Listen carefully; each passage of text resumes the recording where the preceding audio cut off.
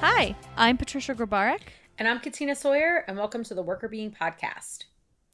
So today, Katina is sharing an article with us. What's your topic? My topic is on leaders' negative emotions and how they may have, under some circumstances, unintended or not unintended, but unexpected positive consequences. Oh, I have some Yes. theories about what kinds of emotions, but we'll talk about that when we get into the details. Yes. Yes. And it's an interesting article because it takes place in a sports context. So the data Oh, is kind of interesting. cool. Yeah. Yeah, that is cool. Yes. Oh, sports. They don't exist right now. I know. Sports are over. Yeah. So, as a refresher for those listening, this is airing in August. We're recording in May at this point. Preparing for Allie, our producer, to have her little baby and be out on leave. So this is being recorded when we're at the point in time where some locations around the country are slowly opening things up, but a lot of us are still in quarantine, and that is why sports are not a thing at this point. Yes, they are not a thing. Um, Yeah.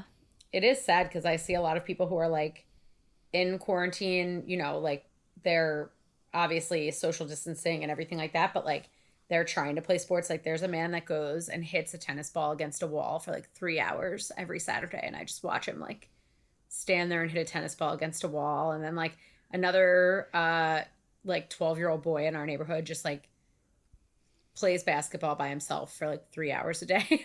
I'm like, Oh, wow. oh, these people are very bored. Oh. I have no Yeah, we friends. actually, our tennis courts are under lock and key right now. They took down the nets. That's I was like, what's the word? Nets for the volleyball. We have like a sand volleyball court. That's Yeah. off. And then they've also put like this weird like board over the basketball hoop so that you can't actually play basketball. Oh. Because they in LA County they closed all parks. I think actually technically some of them are supposed to have opened this past Sunday, but I have not like gone and ventured out. But our basketball hoop is still closed basically. So all the stuff in our complex is closed, and I'm sure that other parks are slowly reopening. But yeah, you couldn't even do that. If you're a kid, you could just like run around the court dribbling, but you can't shoot. Well, we have like one. So all our playgrounds and stuff are closed. This guy just uses like literally like the wall of the side of a building. Like he stands in a parking lot and hits a tennis ball against a wall. That's fair. But the kid is using like a uh it's at the end of our cul-de-sac. So I don't know who it Oh, so it's belongs to. somebody's. Yeah. Yeah. But I don't know if but parks here are not closed, I don't think, but the playgrounds on the parks are. Mm-hmm. So I don't know. I don't really frequent parks actually that much, so I don't know what's going on in the parks. I just walk around my neighborhood and that's it.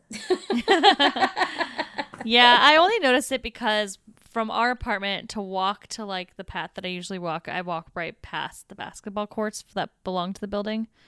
Um, and that's when I saw it. I was like, Danny's like, we could play basketball still. And I was like, nope, there's a wooden board blocking the hoop. So that's not So going to no. happen. Yeah. Will I not be don't know. fun. I don't know how that would work. I mean, I guess we could see who can bounce it the highest from the top of the hoop, but That's a new sport. It's yeah. being invented in quarantine. Wood ball. Yeah, I know. It's funny, but I don't know. It'll be interesting to see like how people come back to sports when that's a Yes. possibility. I know. It's crazy. And like all the people that the Olympics got canceled. I'm Oh, I like, oh my know. gosh. I haven't followed up on it. I have to look it up because I was thinking like if you have to qualify for the Olympics again, Ugh, that I is hope that that they would don't be do that. terrible. That would be the worst. Like Yeah. you go your whole life and cuz my one of my roommates from college was in the Olympics. And so I just know from her like the intense amount of insane effort it takes to get to the point that you can try to qualify for the Olympics and then how much pressure it is during the time that you're, actually competing to qualify that like Right. when you qualify, like you don't want to have to go back and do that again. I imagine they won't do that. Like, that would be so mean. It would be horrible. That would be so mean. I feel like they're just going to let people that qualify do it. But I Yeah. also wonder, I can't tell if when this is all over and the Olympics actually happen, like, are people going to like break crazy records because they had nothing else to do but train? Or are they going to be like incapable of training as well because they can't use facilities or have coaches or whatever? And then actually it's going to be like the most like sad Olympics where there's like no records broken. Everyone just shows up and they're like eating cookies and they have like no trainer and they're like, I'll try. I don't know. I don't know. I can't tell which way it'll go. No, I don't know either. And I bet, I mean, I'm not sure. I mean, I guess it'll probably depend a lot more on money too. Like I bet if you have like a lot of money to dedicate towards your training, you can pay for like just open this facility for me kind of thing. You know what I mean? Like Yeah, good point. I wonder if that is going to play a role. Crazy, Yeah, but crazy then like things. that's for the individual stuff, but like the team sports, like Oh they're yeah, not no, that practicing yeah, together. no, definitely not. No, that's a whole other thing. Whenever I think of the Olympics, I like only think of gymnastics and ice skating because that's like the only things that I like ever watch is gymnastics and ice skating. Yeah, That I it feel like like is they the whole may Olympics to me. yeah. They may have more flexibility to continue to train. Yeah. But like the basketball team can't like play together. I mean, clearly the hoops are all blocked. How can they when there's wood on the hoop? There's no way. Never get that wood off that hoop. Oh boy. Yeah. So we'll see. But it is, I mean, I know my brother's like dying because like baseball is his favorite thing in the Yeah. world. And with like baseball not happening, he's just like, oh my God, what do I do with my life? Like he Mhm. seriously like doesn't know what to do without baseball. That's Danny's favorite too. Like he's Yeah. watching so South Korean baseball just started. He's been Yes. watching that. Yes. No, I know. Some friends of mine were saying that their husbands were watching Ukrainian table tennis now. So I random. know. So And random. they like know all the players and they're like betting on the games and stuff and like That's wow, that's hilarious. like I bet Ukrainian table tennis will never see a heyday like this again because Yeah. I have a feeling you're right. Oh my yeah. goodness. That's so funny. That's so funny. Yes. It's like the only sport that like still lives at the current time. Yeah. Um well, on that note, those coaches coming back hopefully won't have negative emotions or maybe hopefully they Maybe they will. should.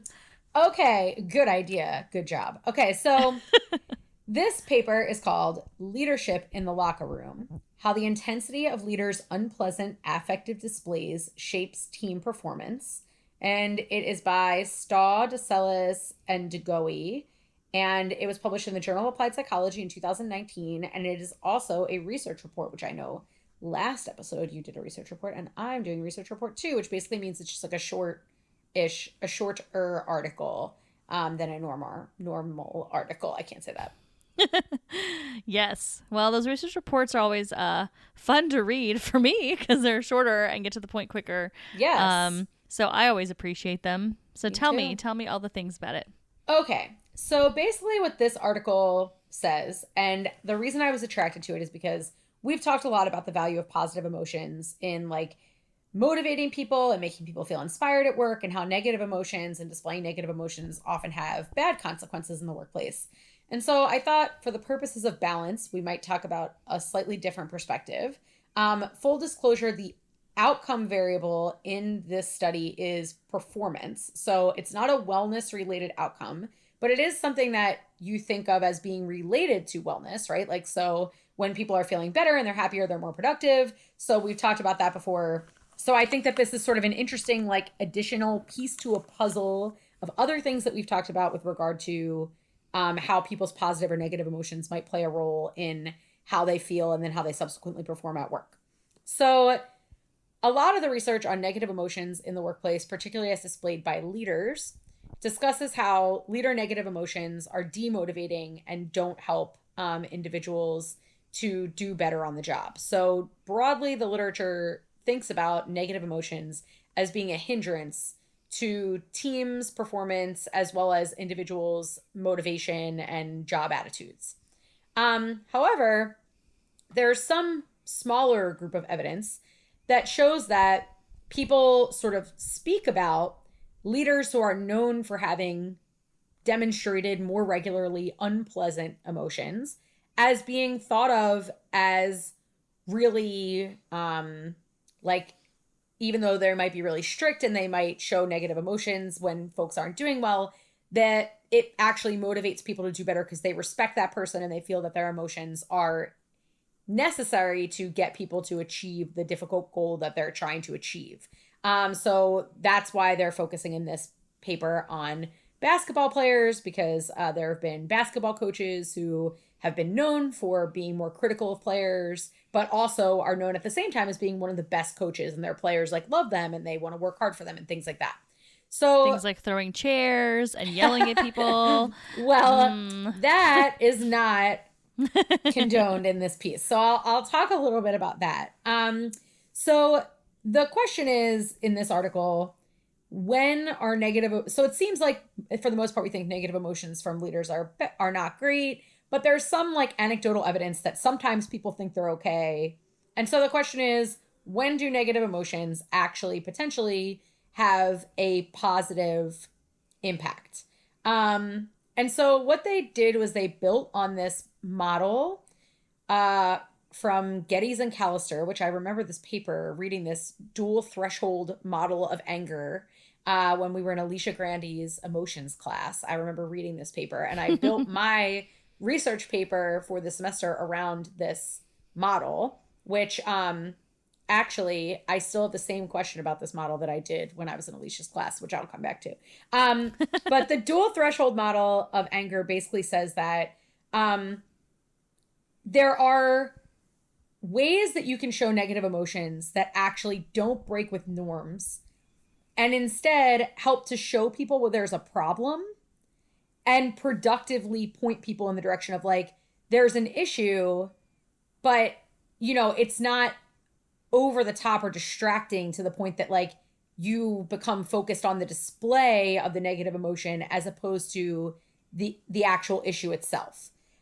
When you cross the line of the display of anger in their model, but they're talking about it more broadly with regard to just like negative emotions, when you cross the line where like, whoa, this display is actually breaking with norms, this is kind of an out of line display of unpleasant emotion, people's attention gets directed towards the display of emotion and away from the task that they're trying to achieve.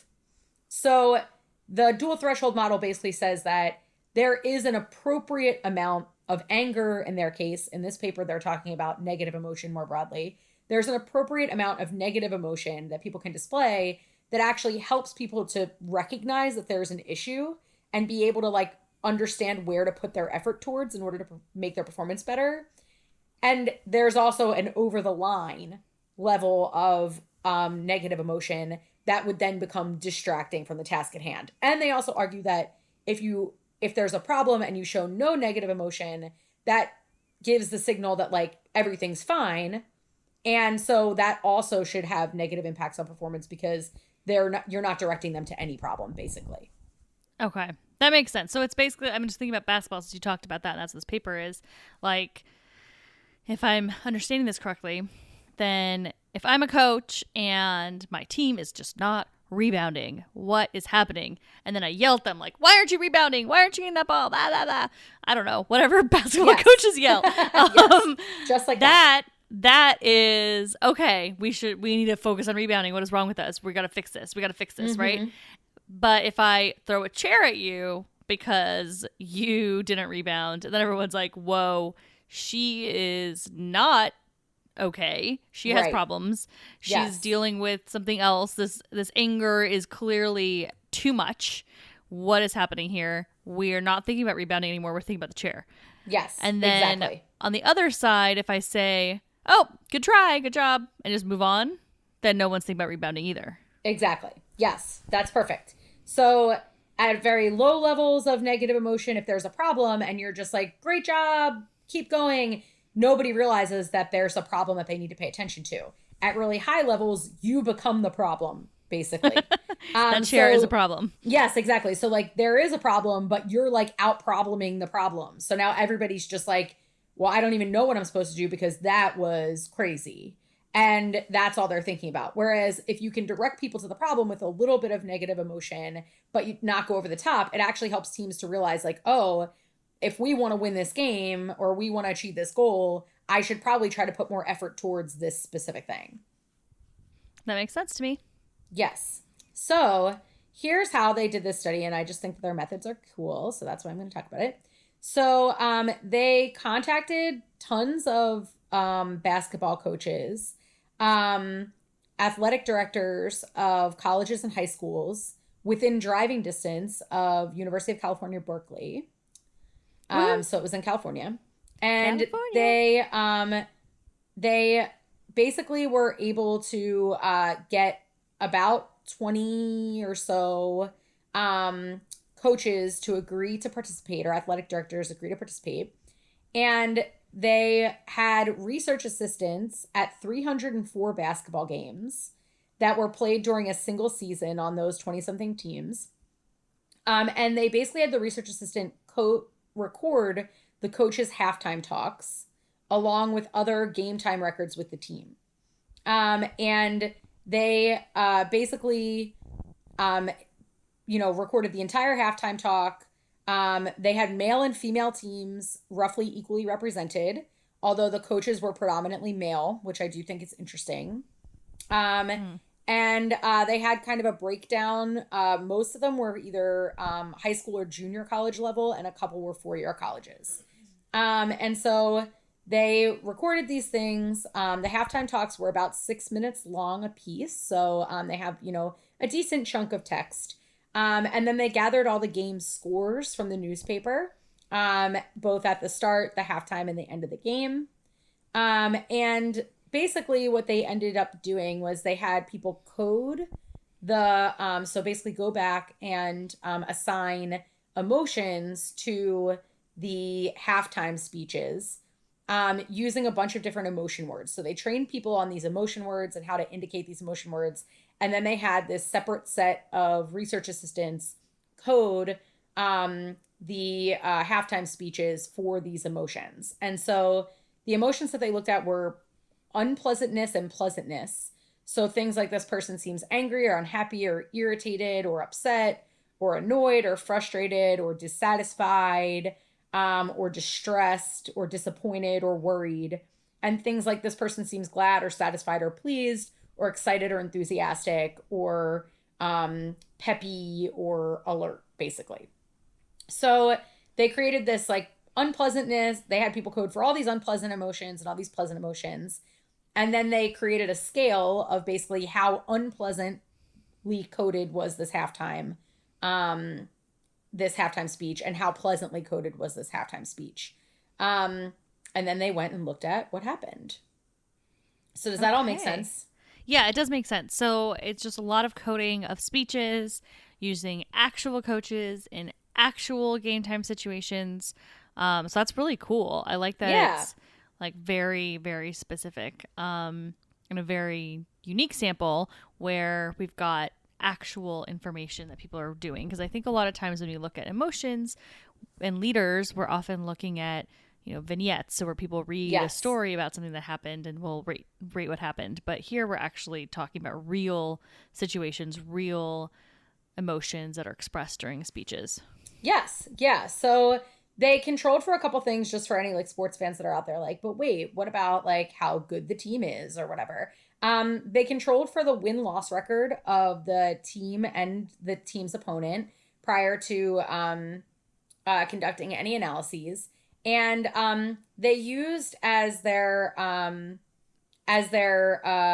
another control variable the first half performance as relative as the difference between the focal and opponent team scores at halftime. So basically, what they wanted to look at was to make sure that it wasn't team performance in the first half that was predicting how the coaches displayed affected halftime and the final team performance. So they controlled for how well they were doing in the first half, basically. Okay, that makes Um, sense. yeah. And then the dependent variable was actually, or like what they were trying to predict was the difference in the points scored between the teams during the second half of the game. So they weren't just using like, did they win or did they lose? They were like, who scored more points? Because that Okay. gives you a little bit more variability, and it's not just like win or lose, which seemed like too crude of a measure of like what was actually going on. Yeah, that makes sense. Okay, cool. So basically, what they found is what I said. So when the halftime speeches were coded with very low negative emotion, they actually did not have a positive impact on performance. And when they were coded with very pleasant emotions, that was negatively associated with performance. So if the halftime speech was just like, you're doing great, you're doing wonderfully, everything's awesome, whatever, they actually ended up doing worse in the second half. Um, when they showed some unpleasantness, that was more positively related to team performance. But when the unpleasantness was pretty low, it didn't have a strong impact on performance. And when the unpleasantness was really high, it actually started to change that positive impact. So it was like a U-shape relationship where when it went over a certain point of being super negative, now performance started to go back down again. So Mm-hmm. this sort of moderate amount of negative emotion seemed to be the most or the best way to get teams sort of focused on what they needed to do to win the next half of the game, and then subsequently had made them score more points. That's super interesting. I am curious a little bit around what they think in terms of a more corporate setting or a business Mm-hmm. setting, because I mean, I know that um, sports definitely a business there too, but if I showed positive emotions, would it be so bad? Would it actually hurt my performance if I Mm-hmm. was in the workplace and, like, let's say we're doing decently well, right? I don't think that that's necessarily negative in a more typical work environment, Right. but I do think it's really interesting that some negative emotion can be positive, and I do think that probably does translate to other settings too.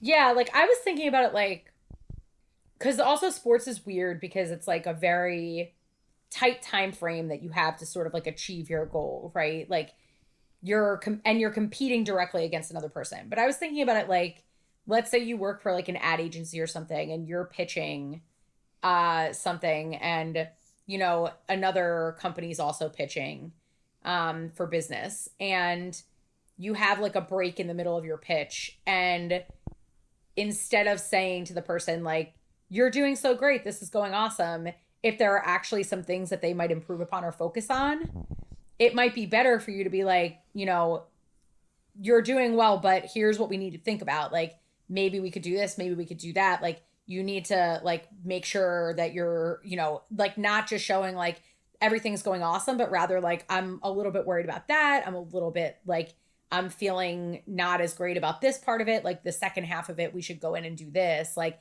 when you're like strategizing around a meeting or something like that, if you're more inclined to just be like everything's going great, maybe you miss opportunities to improve on the Mm-hmm. flip side that then actually would I was thinking about like does it counter then the negative feelings that you might otherwise have, like you don't see it as like oh they were just being like unhappy or picky or whatever, disappointed or worried about something for no reason. Like if you actually then go on and win, you're like, oh, well, then I guess we needed that. So like Yeah. I think that's part of it too, is like what's the long-term consequence has something to do with the fact that like, oh, well, we were also more likely to win because that happened. So like there may be some like cyclical thing happening. I think that's a really good example because I'm thinking about like my work environment where things are not necessarily, depends on the situation, but in the long run, like majority of my work is not so short in time frame. So Mm-hmm. it's not like I have to quickly adapt something, and I feel like if my boss was upset about something or commented in a more negative way. I mean, I think constructive feedback is very different, but like just showing some anger or stuff like that, I think it would be harder for me to go back into that task because it's not something I have to do right now necessarily, right? It's not always, Mm-hmm. usually it's not tight turnarounds. But I really like that meeting example because I think it is very relevant there. I'm thinking about sales meetings. Like, so often travel, when we were able to travel, I would travel with sales teams trying to sell the product at Infor. And when we're in those meetings, they're usually pretty long, and there's usually a break sometime in the middle, and then we do regroup. And the sales folks are really good at that exact thing, where usually there's a senior salesperson that's involved in the meeting, and then the junior person might be leading parts of it and stuff, and they'll talk about what's going on, and they will often share the things that they're concerned about. Like, I'm worried about this. I think this is a problem. I think this is going to be why we're not going to get the sale if we don't address this. So like, they really do talk about the negative stuff. Even if I'm sitting in there, I'm like, wow, this meeting seems like it's going well. I go out to that, I'm like, oh, okay. But they're also salespeople, and they see very often what loses their sales. So I think that kind of a example is really, really poignant, because it is very similar. Like, you have to turn around that meeting, or you have to address the things that you're concerned about, or you think the client's going to be concerned about, because if you don't, you may not have a second meeting. Right. So you have to do it quickly, and you have to be clear quickly what the problem is. Right. So I think you're right. I think if the senior salesperson would always step aside during these breaks and be like, oh, great job, then unless that's true, then the person's not going to shift and address the issues that may have come up in the first meeting. So now that we've learned more, here's some things that we can address. Right. Yeah. And I think like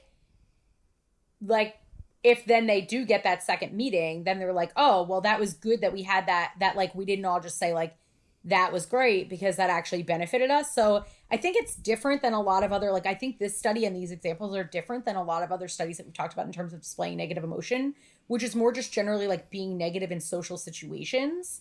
Like, if you're displaying negative affect, or you're like being like abusive to people, or like if they see the same coach in the hallway and the coach is like miserable and doesn't want to like, engage with them, and they're always like picking on them for things that don't matter, that seems like it might potentially be different than like demonstrating emotions in a game situation where they're actually using it to direct people's attention to what they need to do to win. And like, the study shows that it's actually effective at doing that. So teams are like, well, yeah, I mean, this person's a little tough on us, but at the same time, it works. And as long as, I'm guessing, they don't have this to test in the study, but I would guess that this person's not like uniformly unpleasant towards people, right?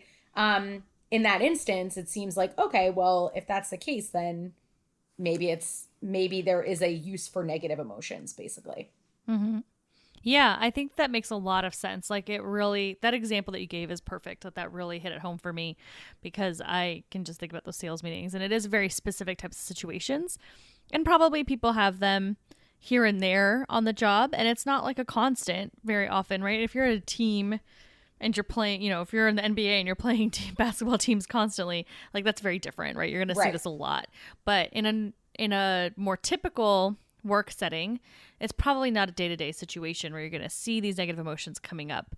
But when you're in a setting where you need to adapt quickly, where the quick feedback and that you can get from negative emotions is important, and this makes a lot of sense. Like, I totally see it. And, maybe sales is a great place where that happens. And I think there's probably other examples that I'm not thinking of off the top of my head, but, maybe a client meeting where the client is potentially leaving, right? That's another one. Yeah. So anything where there's like something really major at risk at the end of that situation, then it makes a lot of sense that these negative emotions have a strong meaning to what's going to happen the rest of the meeting.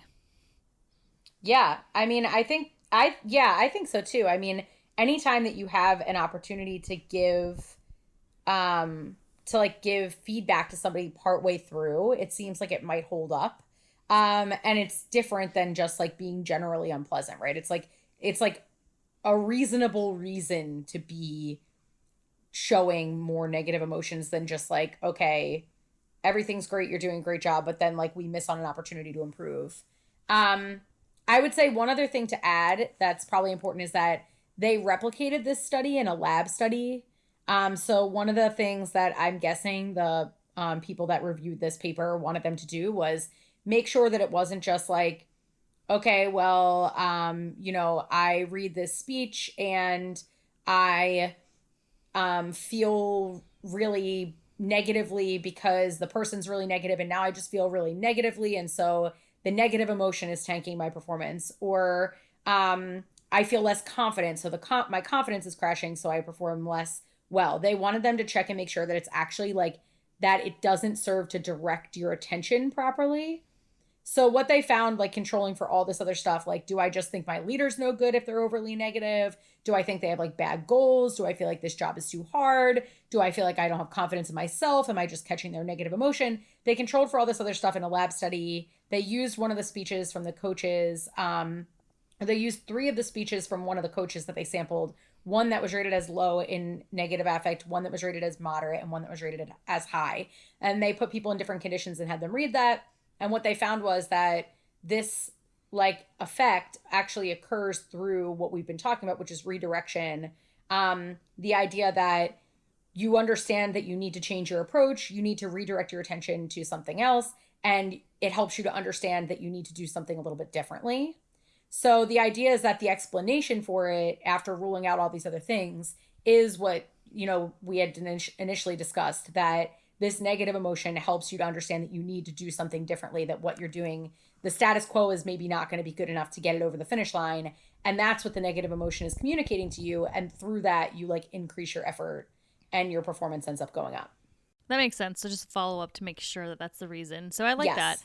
So we know that that moderate amount of negative emotion in a time sensitive, high pressure type of situation seems to have an impact on performance overall. And so from a wellness perspective, I would love to get your thoughts, since this wasn't, I mean, emotions have a lot to do with wellness. We know that, but I would love to know your thoughts as to what you're thinking when you're reading this article as to how that can connect. Yeah. So I was thinking, because we've talked a lot about emotions before, and I was just thinking, like, I think that the reason I wanted to bring up this article is because maybe people will see some of the findings. Sometimes articles about sports get picked up by the popular press more frequently. So I was thinking about, like, what would someone say if they had listened to our other podcast episodes about how positive emotions are good and negative emotions are generally not good. And then they see this research come out and say, well, yeah, but negative emotions are good for performance. I think what I would say is that this context is specific in the sense that the negative emotions are serving a purpose that everyone can sort of view or see or might be more likely to see as important. Whereas a lot of the other studies where we've talked about the negative emotions are more for the purpose of making others feel negatively, or even if they're not intended to do that, are in more social situations where it's like decreasing the relationship quality. And so I think that negative emotions and the role that they play in this study maybe have a positive impact on performance, and maybe even, if they measured it, a positive impact on on attitudes and things like that about being on the team, because they're serving this very specific purpose of pointing out something that's wrong in order for the team to achieve a shared goal. Mm-hmm. Outside that context, I think that you'd be more likely to see negative emotions have a negative impact, which is what we see in a lot of other studies. So I wanted to just like bring this up because negative emotions may have positive outcomes in some ways, but that doesn't also mean that like the takeaway from this study is like, oh, well, you should be moderately negative as a leader and people will like it better. I think it has to be very context specific in order for it to have these like positive impacts. And I think that if you put well-being in between these negative emotions and these outcomes, you'd probably see them go down under circumstances where it's unclear that the negative emotion is serving a specific like goal related purpose. Yeah, I think that makes a lot of sense, because as you were talking about the negative emotions, when someone's very high on the negative emotions and they're no longer understanding what it is, right? What that message is. So there's, with that U-shaped effect that you talked about, where, being really low on negative emotions doesn't help people figure out what they're doing wrong. Being very high is distracting because there's this really negative thing happening. So that probably is the more similar to the type of research we typically talk about, because this middle ground of negative emotions is more of a feedback loop than necessarily just negative emotions. Yeah, that's what I would think. So that's kind of why I wanted to talk about it, because even though they didn't measure something related to wellness directly, we know that leader emotions and the emotions leaders display impact followers' emotions and then impact their well-being and their performance. Generally, we see the story go in the other direction. So I think the take home here is that maybe you wouldn't see it as negative results, as we normally talk about, stemming from negative affect if you use them in a very specific, purposeful way. But it's not like carte blanche to just start acting negatively. I don't think that that would be a good takeaway from the study at all. Mm-hmm. Makes sense. Well, thank you for sharing this. Yeah, absolutely. Thanks for listening. We'd love to hear from all of you listeners as well, so please reach out with any questions or comments. You can email us at contact@workrbeeing.com. You can also find us on social media at Workr Beeing, and you can find us on our website too, workrbeeing.com. Thanks for listening. The Workr Beeing podcast is hosted by us, Patricia Grabarek and Katina Sawyer, and produced by Allie Johnson.